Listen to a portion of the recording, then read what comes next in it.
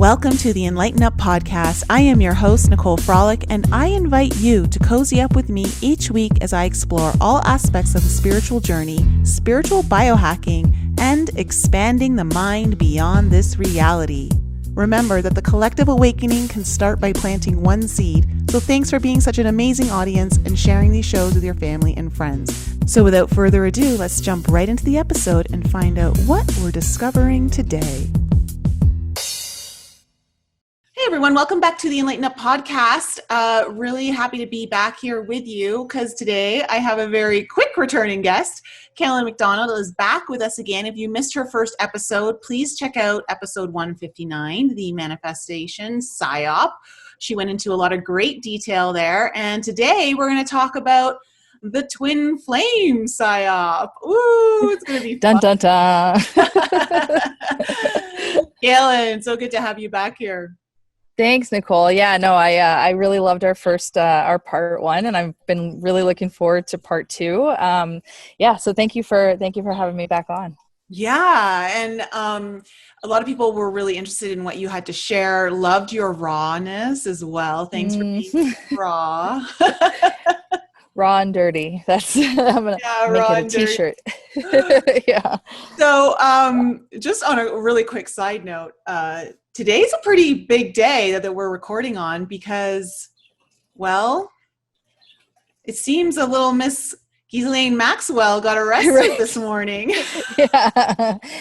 Movers and shakers are going down. Yeah. Yeah. Yeah, that was what better news to wake up to. I would actually like to, there's one thing that, cause I'm actually at an event with some colleagues of mine right now. And so of course this is like the topic of discussion. And one of them was noting that there's a lot of Trump pictures going around with Kalyn. And I said, well, naturally, it's the possibility that, she's a scapegoat, that they sacrificed her just to get those pictures back in circulation and to get that PSYOP really back into circulation as far as the president being, having any association or connection to Epstein, the Epstein empire, we'll say. But really, that has been addressed to the max. Like it has been addressed that the president cut ties as soon as he learned about, any of those issues going on. Or, that's the assumption that we can make, and clearly with all of the other actions and administrative decisions and so forth, that the president is clearly going after human trafficking, child trafficking, the sex trafficking industry. And obviously Epstein is a part of that. So, I just really want to kind of like put it out there right now that even though these pictures are circulating, just know that is part of the psychological operation. And as well as, if you see that picture, you still have to do your own research. You still have to, have your own discernment process. And it's very available right now. The president, it has been addressed to death, quite honestly, in the last 4 years, that the president made very specific moves to distance himself from that group, that empire, that situation, as soon as, we can assume as soon as he learned what was happening. So, and which was decades ago. It was, quite a long time ago. So that's my personal plug, on any association of the president with the Epstein empire.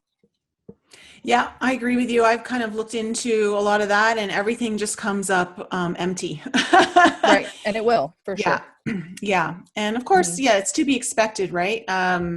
All of these curveballs being thrown in just to kind of throw people off. There's so much misinformation, disinformation happening that this really is the age of discernment. It is so important to continually do your own research, look into everything, and be on high alert. So and always be willing to be wrong. Yeah. That's always my, be my willing personal to motto. Be willing to be wrong. Be malleable. Exactly. Yeah. It's okay. I know I have been. I certainly have been at times. Oh, yeah. Like, oh, that was a good learning lesson. Absolutely. I have a long list of retractions that I've had to make in my years as a, as a truther or as an independent researcher, or, just my line of work in marketing and so forth. So you have to be willing to be wrong. You have to be willing to learn, go easy on yourself and others. Because not only were we not taught how to truly discern, but we were also programmed to have more of an emotional response than an analytical response, and more of a triggered response versus a rational and reasoning process. Like, we don't actually have that as a society. And so understanding that even the most seasoned veterans of us in this disclosure, truth, or great awakening movements, even we are still learning as we go, as far as our discernment process and how to navigate truth from the disinfo and misinfo campaigns. Everybody truly, genuinely understand that we are all targeted individuals. We talked about this in our last part. From our first moments on Earth, we are battling the Matrix, and so they are actively targeting all of us at all times. And so it's not, just be kind to yourself, be kind to others when we realize we might have been wrong, or when we get new information and our opinions change, or our stances change on certain things. It's just being willing to flow with the energetics of this awakening process, versus trying to dig our heels in and fight it, or getting stuck in our own egos and in our own ways, and not making truth the goal. It's not about brands. It's not about the public personalities. It's not about, who we think we are in public and online and so forth. The goal should always be the truth. And sometimes we're the ones that get sacrificed in that pursuit. So, Absolutely. just being kind to yourself and others in all areas, but especially in this truther community is a good takeaway, maybe. No, I think it's well said, and I completely concur with everything you just said. It was very well said. So moving on into the twin flame, I think it's a little funny, actually. I had a little bit of chuckle about this when we think about how you and I had planned to do this whole twin flame talk today, and the psy-op of it, and then of course, like the Epstein Maxwell, like, they could in some Are they ways, like the dark twin? they're like the flames? dark twin. Oh, that's creepy. Ugh. Right? Yeah. All right. I see where you're going with this. Yeah. Like, okay. yeah, I don't know. Like, if Darth Vader created twin flames, like, they would be. Would they be it? Yeah. Right? Oh God, the Clintons and like Beyonce and Jay-Z, that would be some dark. Yes, exactly. Energy. Yeah. So, man, I haven't even you just put a rabbit hole in front of me I've never even looked at, so now I'm like, interesting. Okay. Maybe we'll fall down that hole together. Oh my God, right?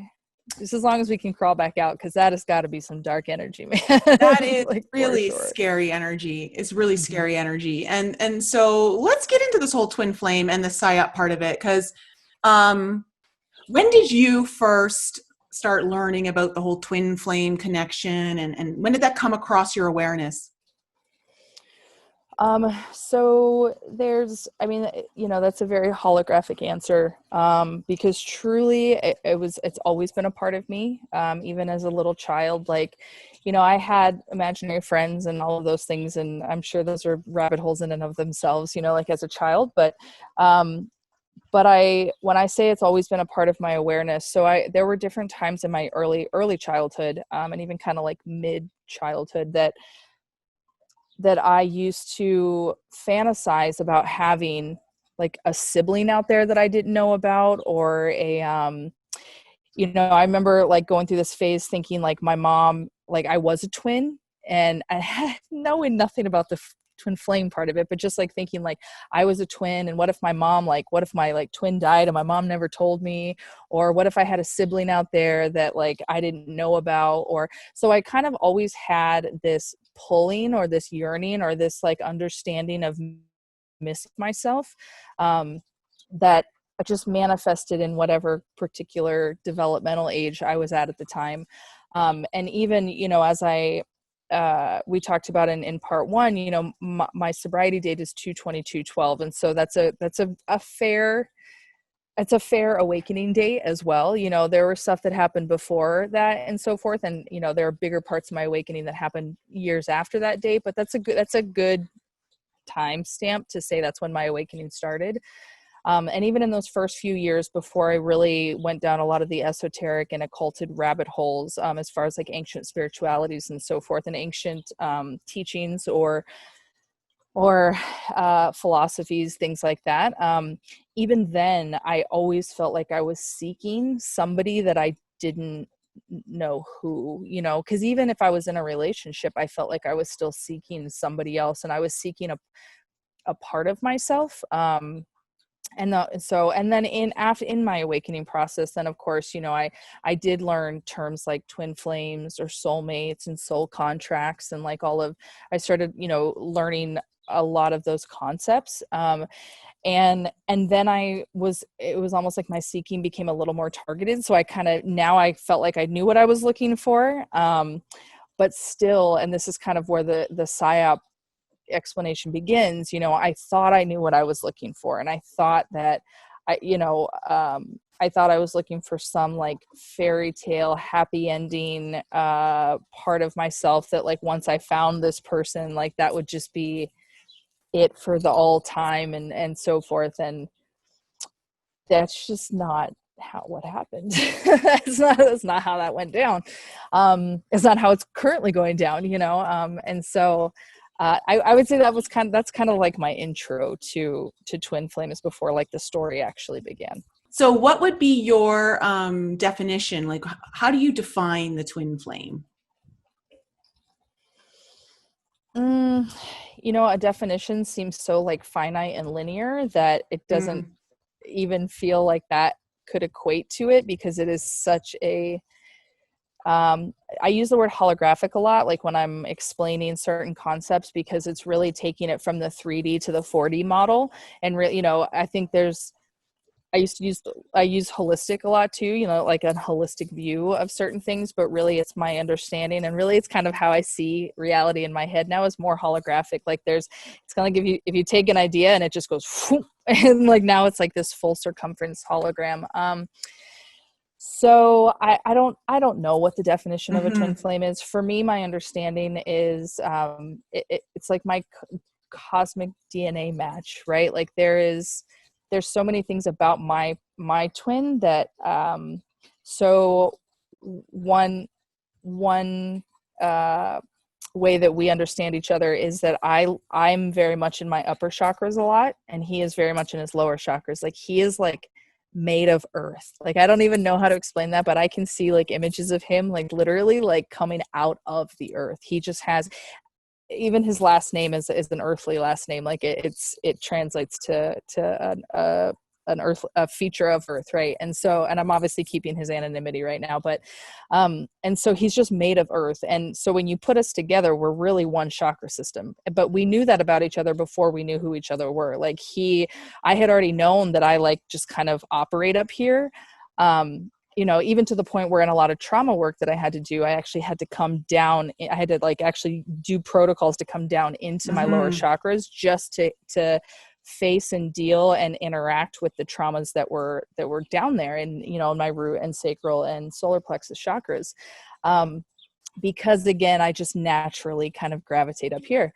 And you know, so I knew that about myself, and then you know, just kind of knowing him, knowing how very like he holds a lot of earth magic. Like even his lineage has a lot of old magic in it, and like his ancestry, and so that's one way, right? So maybe the definition of a twin connection is that, you know, you're just like a chakra system that gets split, or, you know, there is the whole like the spark, the divine spark that gets split into two, where you're your own sovereign beings, but you know what I mean? The root of you is the same, like comes from the same place. Or, you know, there's,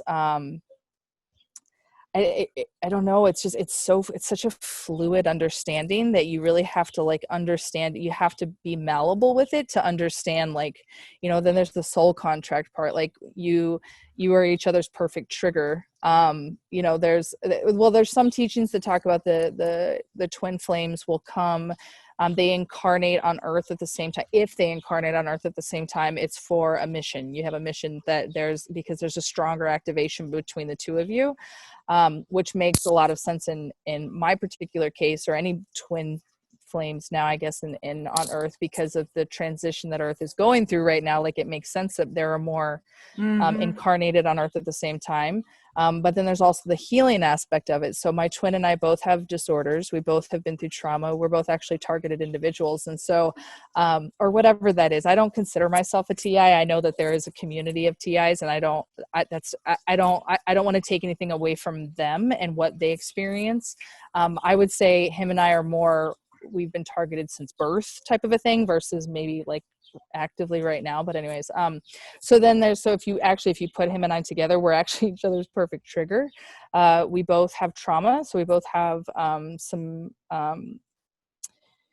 consequences of trauma that happen, and we actually trigger each other perfectly, which makes it very difficult, because we have to trigger each other's healing. Like, we have to activate that, and the only way to activate healing in the third dimension is to be the mirror to shine it back, reflect it back on the person. So, and I'm sure there's probably 11 more definitions that you could give, yeah, or, like concepts around it. It's a very complex relationship. And when I say relationship, I mean on all levels, like everything that's kind of connecting the two souls. Mm-hmm. It's so interwoven that it can get confusing at times. Like you, I thought I had met my twin, before I did, and I know who my twin is right now. And the person that I thought, I was convinced afterwards, when it came to light, I realized, and actually there was an event that happened between this person and I that made me realize this is not my twin. And this is going to be funny, but I was convinced that reptilians were using him to get to me. That's not really weird in my world, so I get it. So, but it's like the story is, I'm very much a romantic at heart. I love big. I love the idea of big love. I came into this world as a child just so enthralled with big love. Like, it's just part of me. And so the romantic stories and the story of the twin flame is just really beautiful in many ways.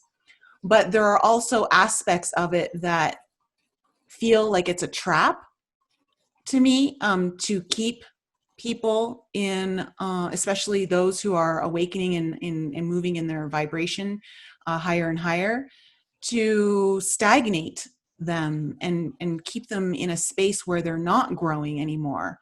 What are your thoughts on that? So this is really getting into, the whole topic of our discussion, which is the psychological operation of the twin flame. So there's a few things that I want to kind of preface this for. So when we're dealing with the cabal, the Illuminati, the darker occulted, whatever you resonate as the bad guy, whoever that is for you, for the audience.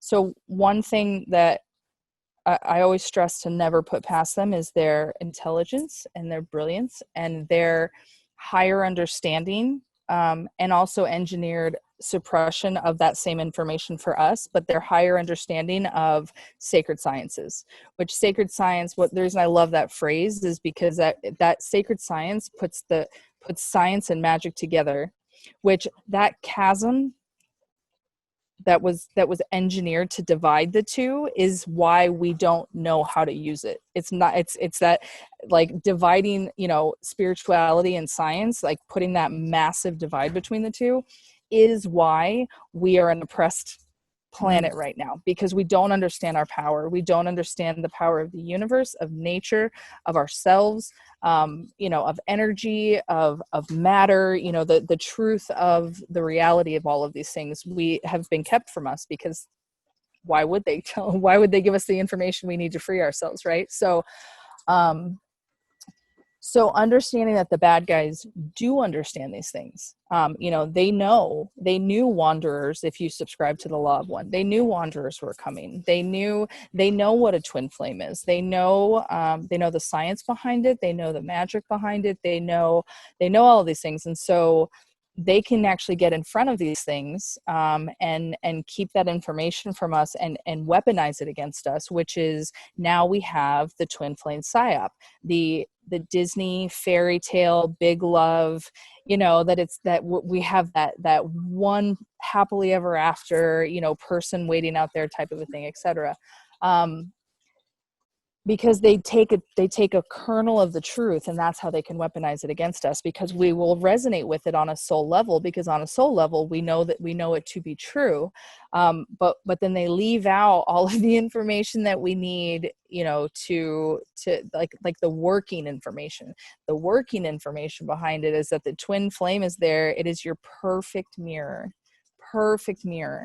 Do you know what a reflection looks like to a traumatized person on a traumatized planet? Like, it's big and it's painful and it's dark, and when you have your perfect mirror, it's a healing process, and it is it's the one that could break you free completely, which means, like, it's kind of like that in Hermeticism, the law of rhythm, that the pendulum concept, if you're going to swing as far this way, you're going to swing as far that way. Rhythm, right? The universe operates in this way. And so it's kind of like, if this is going to be your greatest freedom, it's also going to be your greatest trial to get to it. Like they have to equal each other. They have to match each other in frequency. And so absolutely. So when it's your twin, and especially if you have been in any type of like program or, targeted or any of those things, like our traumas are even bigger sometimes, and so it can be a very tumultuous relationship. It can be a very dark relationship. It can be a very painful, very, very painful relationship, because it also brings up the things that we naturally as humans have either compartmentalized or repressed, or, eat, drink, smoke, gamble to not have to deal with, like every human does. You know what I mean? When something hurts or there's a trauma, like we all have ways that we have learned to survive these things. But once the twin comes in, that's it. Like, there's no more running from your shadow in any way, shape, or form. And that can be difficult. So that's kind of like that's the psyop of it is, if we're not prepared for it, if we don't know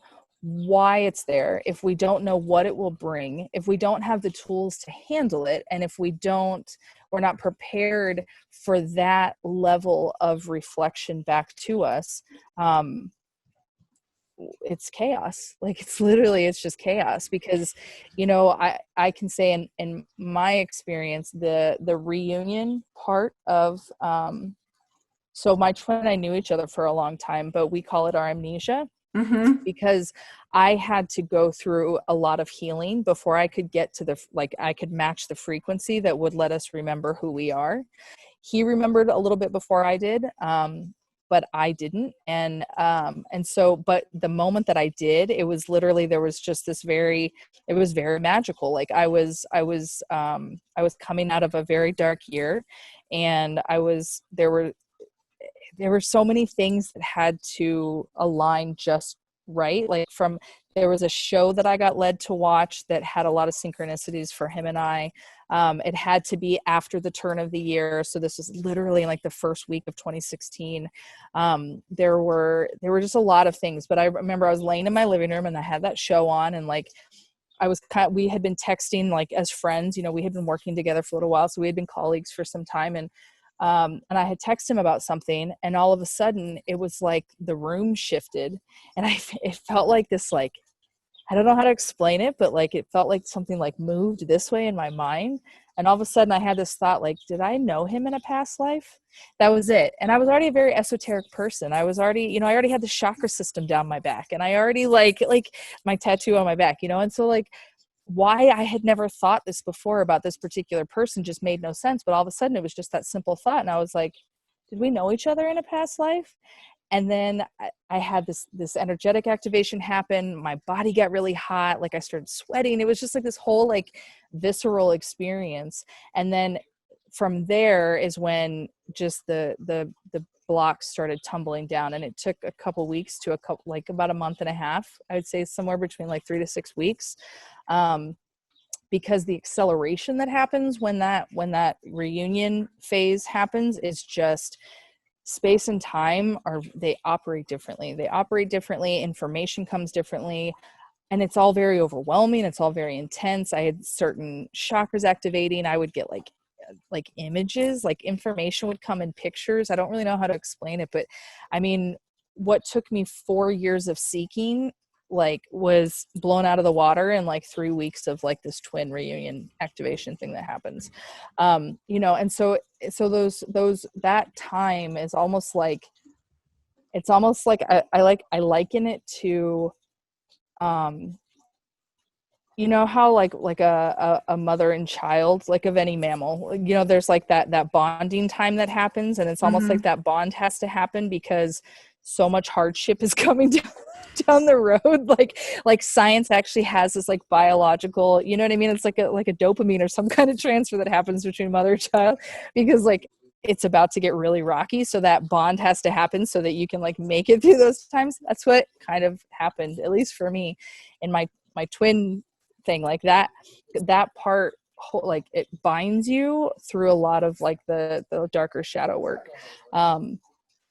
And so my mind's going blank. I don't know if that means, maybe sometimes that happens and that means I'm like supposed to stop talking. I'm just gonna like take the words like literally. It's like phew, and I don't know where I was going. Well, yeah, it's very interesting because when you meet someone who is your twin or something along those lines, okay, of that kind of energy, you're right. It literally is the perfect mirror. You're learning the exact same lessons through one another. You're triggering each other a lot. And the triggers are, to me, like golden nuggets of awareness, opportunities to take your level of consciousness to a quantum level above that and beyond that. And so for me, what I've noticed is, yeah, it's not been the easiest, but when it's high, it's high. And because the connection is just something you can't, like you said, like, I don't even, the words to define this would feel very unjustified. Like you almost can't. And yeah, the one thing that I realized was that here's one of the Psy-Op traps that I feel, and it's something that I had to realize myself because I was being pulled into it. Is that idea of there's only one person who you're meant to be with, and no matter what, you're with that person only. And as wonderful as it would be if that would all happen magically and it could be that way, that would be great. But unfortunately, when you have two people, it takes two people to say yes, but only one person to say no. And if someone's saying no on whatever level, they may not have the awareness, they may not be choosing in that moment, there's nothing that you can really do. Well, I don't want to say there's nothing you can do. That's not true. There are many multidimensional ways that you can work with the situation. However, there has to be a part of you that's willing to surrender and know that if that love isn't going to be there for you, there is another love that is available to you that is just as great. I don't feel like the universe would how limitless the universe is and infinite it is. I can't imagine that there would only be one experience for you to be had on this earth that would be the be all and end all. You know what I'm saying? Mm-hmm. Yeah. And one thing I can say, one thing that's really synchronistic about your story that you were saying in the beginning is that I actually had, so after 2012, I had two soulmates and my twin. And I use that terminology because that's the information that came to me. I what was funny is that I actually thought that the first soulmate was my twin. And for me, it wasn't because of information I put together. It was actually like a vision journey that, which I'm not even a fan of those buzzwords either, but I was in an acupuncture session, and I had a lot of images coming, into my mind. And one of the things I saw around my first soulmate was literally the like just this flame coming up and it splitting. And I thought that meant, so I was with women for a long time until the twin thing happened. And now that, I just resonate more with like the masculine energy. And so, but my first two soulmates were actually women. And so, but I thought that the first one, I thought that she was my twin flame. And I thought that I was told that she was my twin flame, and there were a lot. And so I thought she was, and I operated like she was until like the twin, the twin reunion actually happened. And I was like, whoa, you know what I mean? Like there's such a difference.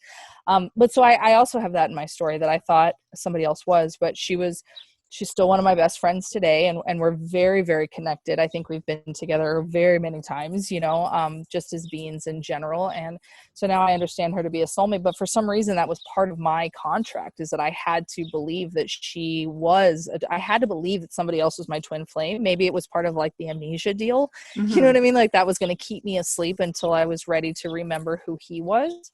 What was the question? I haven't completely forgot, but the question that you asked, will you ask it one more time? This is so like when you get into like the really higher frequency I got so enthralled in your story like, that I feel like I just got taken into somewhere cosmic. It's like right there though. It's like right there. You were well, it's about this idea of like that one person can be the only love. Yes. Okay. I'm there. Yes. So and we're circling back to that topic, like that particular question, is that one thing I can say that has been a constant from my research with soulmates and twin flames and my 3 experiences with them is that there is a stayer and there's a runner. And there is like, that has just been my template for all 3 of these energetic relationships that I've had. I have been the stayer every time. They have been the runners every time, which is like, it's very emotionally abusive after a while, but it's also things I have to work on. Is I have abandonment wounds. And so that's just my template that the universe keeps bringing to me until I can, fundamentally heal that wound that I have. But so one does stay and one does run. And that's my belief. I won't say that happens every time, but that's... So I have something to tell you. Oh, yeah. Because that has been my understanding as well. However, I've gone through a major shift, opening, healing experience with my twin in separation right now. And who knows, maybe forever. I don't know. Mm-hmm. But I ran this time. But I didn't run away. I ran towards myself. Mm-hmm. And it's actually been the most empowering, I think, choice I've ever made for myself. And because of it, it's opened up so much of my higher awareness. The telepathic abilities now that I'm having are like off the charts. My third eye visions are off the charts. Like, it's almost like what I've understood is my higher self chose this to awaken all of this within me. Sure. And I don't know if that's going to shift the dynamic now. I don't know. Who knows? But all I know is that it was super empowering for me, and it feels good to not be in that state. Like, because I've been in that state all the time, and it's hard. It's so hard. It hurts. Like, it hurts so deep. So all deep. The time. Yeah. But I was provided with an opportunity, and I had to make the choice real fast in order for, I think, it to have the impact and the effect that I think it does. that I just really had to act so fast. It was like literally a 1 minute connection to my higher self, my guides, everyone. And I'm just like, done doing it, boom, and out.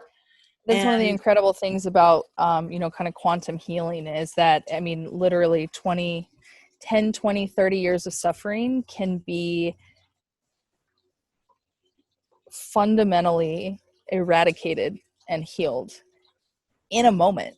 Like in a moment, it's a perception shift. It's that shift. I mean, and it can just boom. Like, so you give me hope. Let me just say, because I don't want to give anyone like a false misinterpretation of how I handled it. It was still difficult. I had to make it. It was empowering, but I cried. You still have to go through the human, of course, because mechanisms of that experience. There's part of it that definitely still feels like a loss. There's still heartache, but there was a massive empowerment attached to that or brought in with that. So I think, and to me, it's like, I won't know until it happens, if that actually is a healing aspect to the union. Who knows?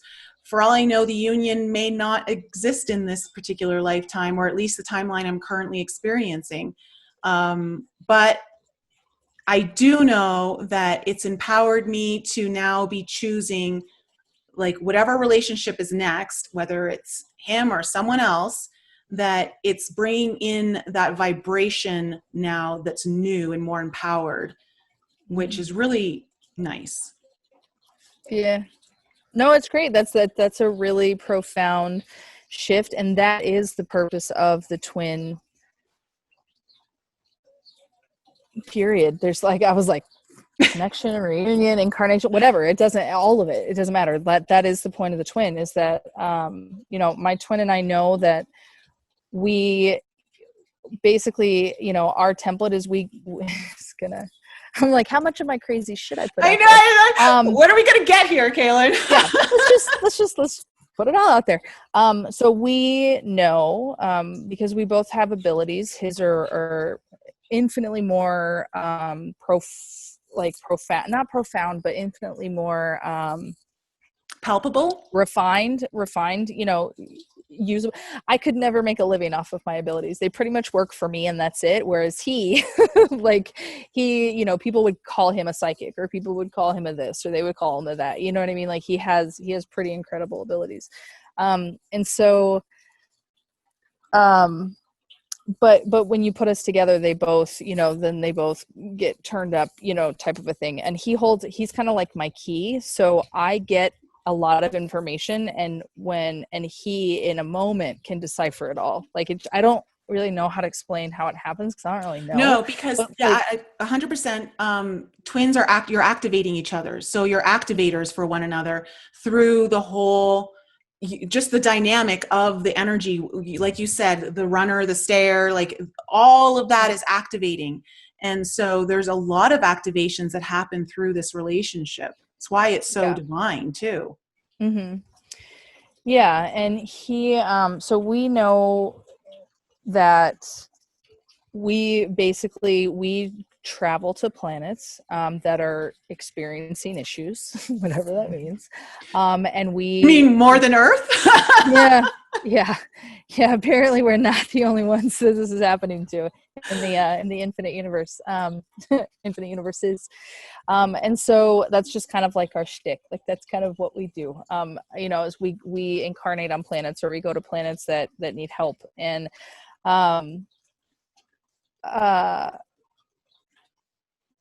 see, again, my brain just shut down for some reason. If anybody saw part 1, you guys know I don't have a problem talking. But for some reason with this one, there's I'm trudging through energetic sludge to get my brain to brain to mouth is not working very well today. And so anyway, so that's what we do. I don't remember why I was telling you that's what we do, but that's kind of what we do. And so, I don't know why I'm going to go to this, but anyways, so one of the things for us really here, and maybe this is something I just need to be aware of right now, but so our mission is not to live happily ever after with our white picket fence, you know what I mean? Like into retirement and, you know, like have like the quintessential earth life. You know, especially because him and I were both traumatized very young. And we have some very deep-seated and fundamental wounds that are repressed actually for both of us. And so the only way to activate those and to surpass the mental survival techniques. So the brain, when it's traumatized, there are methods that the brain will use to survive trauma.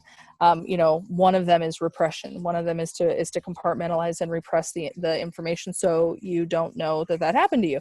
And that's just how your brain chose that one. Well, we both have aspects of that in our story. And so really it would take something as intense as our connection to be able to reach into really a darkness that is inaccessible to us any other way.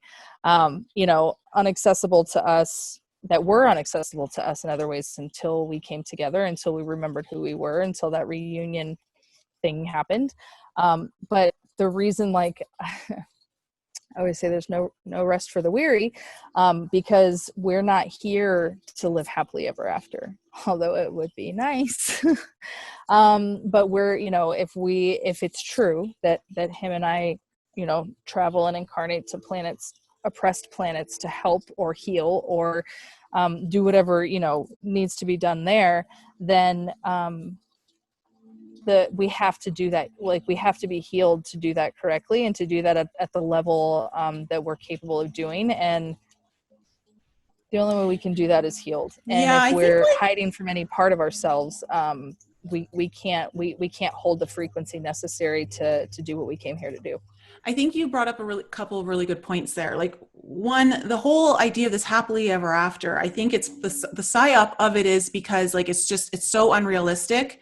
It's a psy-op for all of humanity. That's not even about the twin thing. It's just so unrealistic because right.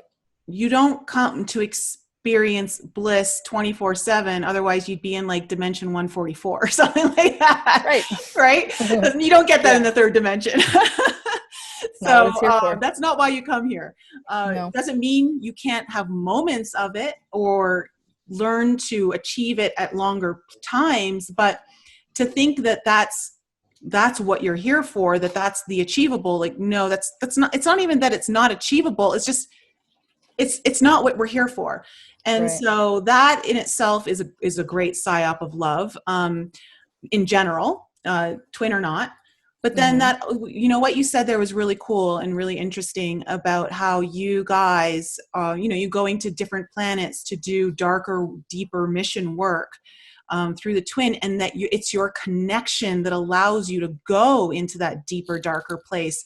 I completely resonate with that. I'm getting chills right now. I've never heard anyone say that before. So that really resonates with me, and I can understand it, because when you're with someone who is a frequency match, in a sense of like you said, a cosmic DNA match, maybe your same starseed family, most likely, when you come together, your resonance field it more than doubles, right? It like really goes out. And so now what you're able to work with is so much stronger. So it makes sense that you'd have that almost like an energy boost, or almost like a life jacket for the connection, as well as individuals, to do that deep dive and come out still alive. That's keywords. Yeah. And in any way intact. Yeah. So that was like really important. I think that's something. And that's one of like my biggest soapboxes for the infiltration of the spiritual and the new age communities, the esoteric communities, as far as like just trying to keep us locked on a false light, or whatever you want to call it, you know, but keeping us looking at the light and never facing the shadow, never turning around and seeing what's in our shadow, never, you know, God, it just did it again. Like my brain. So part of why it's so important for me to like expose that is because, oh my God, this is like the craziest. This is so interesting. Should we break this down? I know, like I cannot keep a thought in my head. It's very, very odd. I'm gonna fight through this. Anyways, that psy-op of that false light or not looking into the shadow, for whatever reason I started talking about it before, I'm just gonna go where I'm gonna go with it now. Is one of the greatest ways, again, to keep us oppressed. You know what I mean? Mm-hmm. If we're not healing those things, if we're not matching those frequencies, to do the bigger work, especially as, the law of one states that there is millions of wanderers here at this point. And or if you go from like the Dolores Cannon, testimony, that we all came in waves, these 3 waves starting back in World War II, at the first atomic bomb. We've all come in waves, but now there's millions of us here, for them to understand that, to know that literally the only way they could battle us, because we were technically coming here in a spiritual war, right? So we're all warriors in one way, shape, or form. And so the only way that they could battle us, the only way they could match us, is if they traumatized us and then kept us from looking at healing the trauma, and especially having to know that there were twins incarnating at this time. That's another thing, another commonality that I saw a lot in, different esoteric teachings or understandings of twins, is that, rarely do we carnate in the same lifetimes, like in the same, I don't know if it's planets or incarnations or whatnot, but it's actually not very common for twins to incarnate at the same time. In fact, a lot of teachings around the twin flame connection is teaching one how to connect to their twin in the higher realms, because they're more often than not here at the same time with you. And so a lot of like the tools and a lot of the protocols to utilize your twin energy for your own healing or for your own awareness and for your own ascension, that type of a thing, is actually to connect to your twin outside of the incarnation that you're in. So you just like connecting so many dots for me right now. And not that it's not like this is the first time I've heard it, but you know how sometimes you have to hear something like 15 million times, and then the 15th millionth and one time it all finally locks in. So it's not about the words you're hearing. It's about the resonance. It's about matching the frequency to the information. So I got 2 things to tell you. Yeah. First, we'll talk about this. This is one of the reasons why, because this came up in my Akashic Records session, that I chose to to depart, was my higher self used it as a way to increase the telepathic connection and to utilize the connections in the higher realms more. So now all of my communication with my twin is happening in the dream state. It's happening telepathically, consciously. It's happening through visions. Like it's crazy right now. It's like it's on fire. And so we incarnate on this together at this time, it makes sense to me why this could be happening right now, because it's almost, I also feel like, because the desire in the heart is so pure and so strong in this kind of connection, that it's the one thing that will push you through the darkest places in order to try and get to the other side, because the connection is so strong and pure. The other thing, and not even just the connection is so pure and strong, but the pain is so intense. And so it's like you will do anything to get out of the pain. You have a choice. You know what I mean? I lived, being a recovering addict, I've already lived a life where I ran from pain the wrong way. So now I run from pain the right way, which is through the shadow. It's through the work. You have to do it, but pain is a great motivator. Pain is a great motivator. For good or for evil. And that's why sometimes we have to hit rock bottom before we do anything. Just so everybody knows, by the way, rock bottom moves. If anybody was wondering, because I've hit it a couple times. And then the bottom falls out. Yeah. And like, oh, there's a new rock bottom. Yeah. So I got a vision for you, and I don't know if it's going to resonate with you. You may have some information that kind of clicks in with it. But when, you know how you've been losing your words and pausing? Yeah. So I've been getting a vision from your heart. There's like a lighthouse is beaming light out, and it's like traveling around 360 looking. It's I don't know what's happening there in your heart, but that's what the vision I got was a lighthouse with the beam coming out. Yeah. Message received. Okay. It's not one for the show. Yeah, that's okay. But yeah, that's, damn it. It's seeking. I know what it is. I mean, it will, as it integrates, as the message integrates, I have enough of it now to know that it's on point, like it's on truth for me, and it'll integrate probably throughout the night, and I'll probably like wake up in the morning and go, oh yeah. Yeah. First I just saw this like beam of light coming from your heart, and I was like, what's that? And then all of a sudden, like the lighthouse showed up, and I was like, oh, yeah. And it was just like circulating. So the message is seeking. It's seeking. And I think I know what it is, but it has to integrate. Yeah. It's for you. It's for no one else but you. Yeah. So interesting. Wow. Like, so, okay, let's just, before we cap this off. Sure. Let's talk about really healthy relationships, 5D relationships. Because are you going to teach me what those are? Yeah. Can you draw me a stick figure of what it's so funny because before this episode, Journey to Truth is on, and I got both the guys to talk about what their ideas of healthy 5D relationships are, and they were so like, you just put us on the spot. How do I know? And we all have experiences. Everyone in the audience has experiences. We all do, and none of us have all the answers. We're trying to learn this together, right?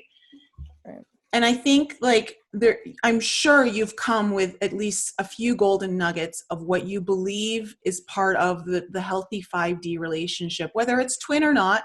But what information, insight could you impart on the audience that you believe are things to work towards or look out for, be aware of? So I think the best way that I can articulate these lessons is to basically tell you what I did wrong and like what I learned from that. And I know wrong is the wrong word, and psychologically I should call it something else, but I'm just glad words are coming to my mind at this particular moment. So let's go with what comes, but didn't bring success in the moment. Yeah.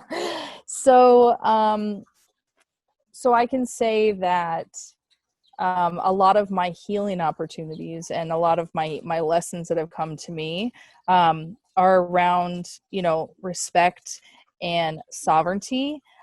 So because for so many reasons, but one of the disorders rattling around in my head is codependency. And most people understand, they actually have a misconception of what codependency is. But codependency is essentially trying to save people and not let them save themselves in whatever way that manifests. Some people are very kind of like the meek and mild codependents. I'm like the bully codependent. Like, I'm going to save you for you. And if you just do what I tell you to do, you'll be fine. Like, and that's really like, I've had such a journey with that, but a lot of that comes from being a wanderer, and it comes from being traumatized myself, and it comes from being the big sister, like the older sister in the family, and helping raise little brothers, and you know what I mean? So, but, and it comes from having like that, part of my gift here is having an understanding of psychology and trauma that supersedes any education I've ever had here. So I'm always trying to help, but I'm trying to help you. But the imbalance to that is I'm basically stepping on your sovereignty, right? And because you have what you need to save yourself, you don't need me, but I don't get that. Like, I don't, it's not an automatic, that's a manual. I have to manually turn that car around in my head. Right. So codependency has just been a big journey. So really understanding, and that's really the root of a lot of my relationship problems is, especially with my twin, especially, being able to so intimately feel his traumas and see ways out of his own darkness, and he was a huge instrument in healing out of my darknesses, that I wanted to be that for him, but I took it to unhealthy places. You know, I didn't let him, I didn't respect the boundaries of sovereignty that he needed to save himself, because really nobody can save anybody. I sure as hell can't save you. And, you know, the only fundamental sacred science way to save or be saved is to do it yourself. And so in that relationship, really, you know, really understanding God, especially in spiritual relationships, this is such a mind, I don't know what the PG way to say that is, a mind screw. There it is. You can say whatever you want here. I do not censor. It's such a mind fuck. You know, that's really what I was trying to say. The spiritual relationships are even more difficult because you're so intertwined energetically, and you like, it's even harder to like really make that separation. But doing so and realizing that no matter your connection, no matter how you started, it doesn't matter if you came from one spark or not, you are a whole person in and of yourselves.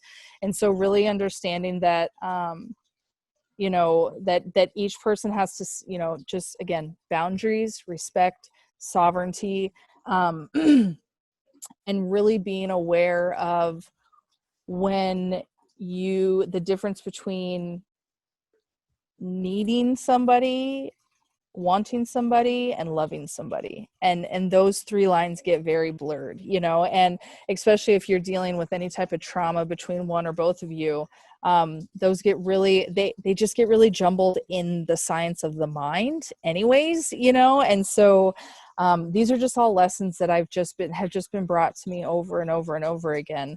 And really at the end of the day, the very end of the day, everything in this life is about healing. Everything in this life. It's like you said, it's not about the car, the job, the white picket fence, like the happily ever after.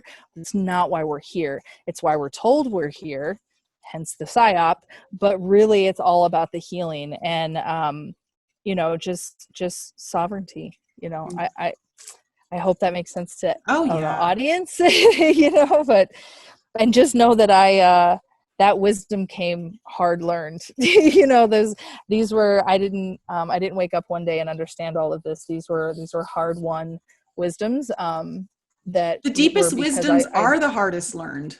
Yeah. Because I made all these mistakes. I know these things because I know what the shadow side of all of those feels like.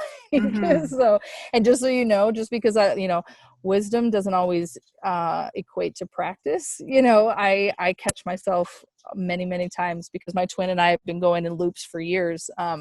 You know, that I don't do those all perfectly. Just because I know them doesn't mean I've integrated them all, you know, especially in the moment, especially in the pain and, you know, stuff like that. So. Yeah. So maybe I was really giving myself the advice. No, but there's a beautiful golden nugget. That's a great nugget of truth and wisdom there for many people to chew on, because like you, that was something that I could see starting to happen. I think for me, the last year and a half, I've been very aware of when relationships are starting to become codependent and really starting to like cut it off. Like as soon as I'm seeing like, not that I cut it off, you know, make it aware like, okay, this needs to like change or whatever. And if it doesn't, then I walk away from it because I don't want to participate in codependency at all.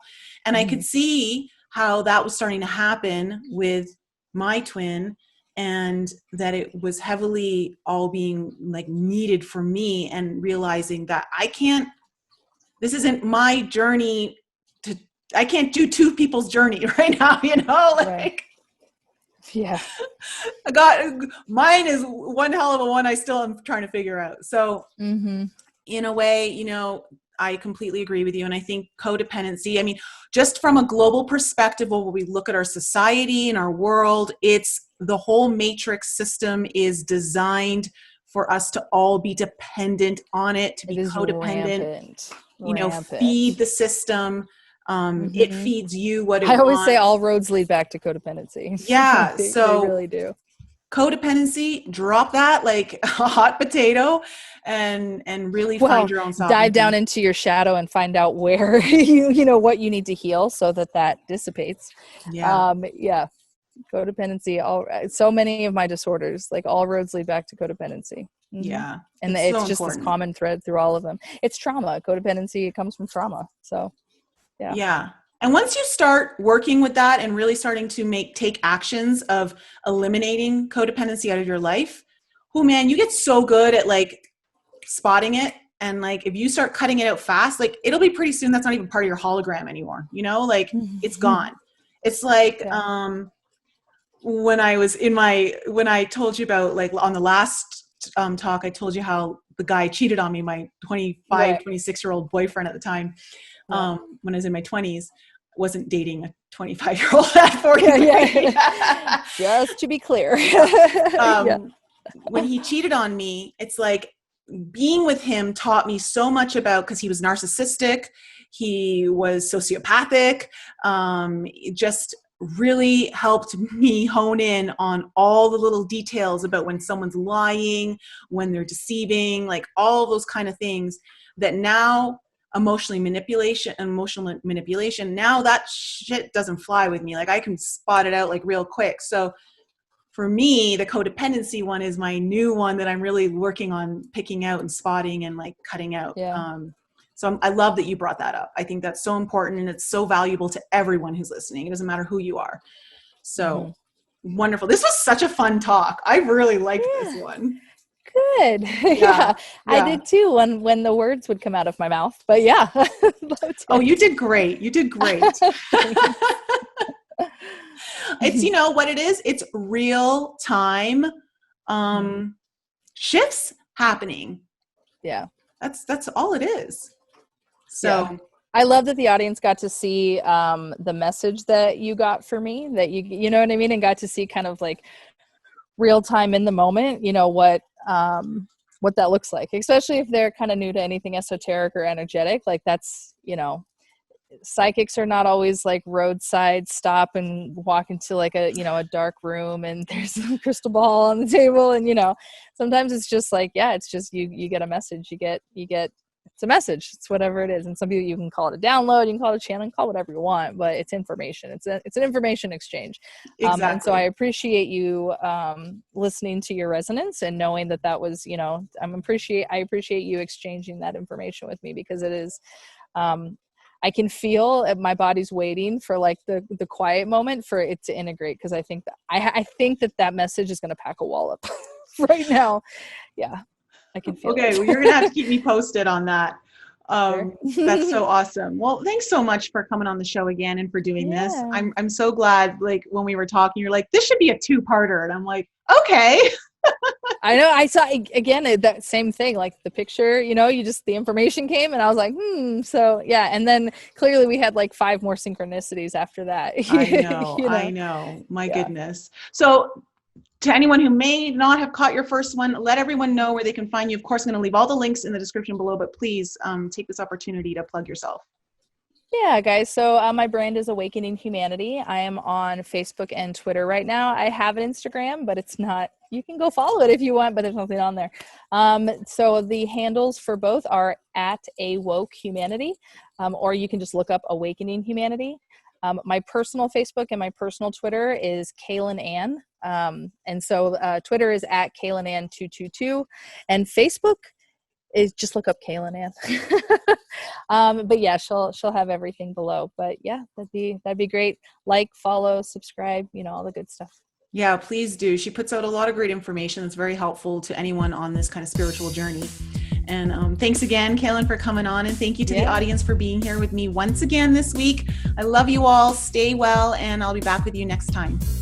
Thank you all for joining our show. We appreciate you tuning in and supporting us. If any of you have any questions you would like answered on the show, or any guests that you would like to hear on our show, please email that information to us at info@enlightenup.us, or send us a voice message using the Anchor app. There's a super cool feature on there that allows you to send us a message or ask us a question with a touch of a button right from the app.